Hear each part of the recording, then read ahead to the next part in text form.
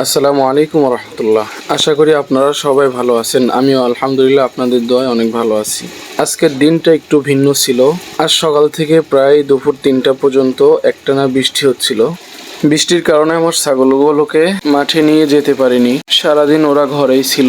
আলহামদুলিল্লাহ এখন বৃষ্টি অনেকটাই কমেছে, তাই আর দেরি না করে ছাগলগুলোকে নিয়ে মাঠে চলে এসেছি।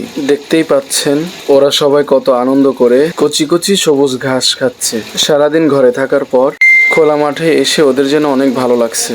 আমরা যারা ছাগল পালন করি তারা জানি আবহাওয়ার পরে অনেক কিছু নির্ভর করে। বৃষ্টি হলে যেমন কষ্ট হয়, তেমনি একটু রোদ বা বৃষ্টি থামলেই ছাগলগুলোকে মাঠে নিয়ে আসতে হয়, তাতে তারা প্রাকৃতিক ঘাস খেয়ে সুস্থ ও সবল থাকে।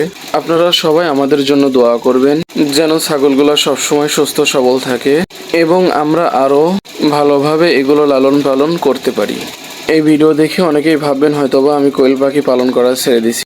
এটা ভাবলে আপনার একদমই ভুল হবে। আমি কোয়েল পাখি পালন করার পাশাপাশি কিছু ছাগল দিয়ে রানিং করতেছি, কারণ আমার অনেক আগের থেকে একটি ছাগলের খামার করার অনেক স্বপ্ন ছিল, যার কারণে সেই স্বপ্নটা বাস্তবায়ন করার জন্য আমি একটা ছাগলের খামার করার চিন্তা পরিকল্পনা করতেছি। তো সেই সুবাদেই কিন্তু আমার কিছু ছাগল দিয়ে রানিং যাত্রা শুরু করা। আশা করা যায় সকলে বুঝতে পারতেছেন। তো আজকের ভিডিওটি এই পর্যন্তই। সকলে ভালো থাকবেন এবং আমাদের খামারের জন্য দোয়া করবেন। আল্লাহ তাআলা যেন আমাদেরকে খামারে আরো বারাকা দান করেন। সকলে ভালো থাকবেন। আসসালামু আলাইকুম ওয়া রাহমাতুল্লাহ।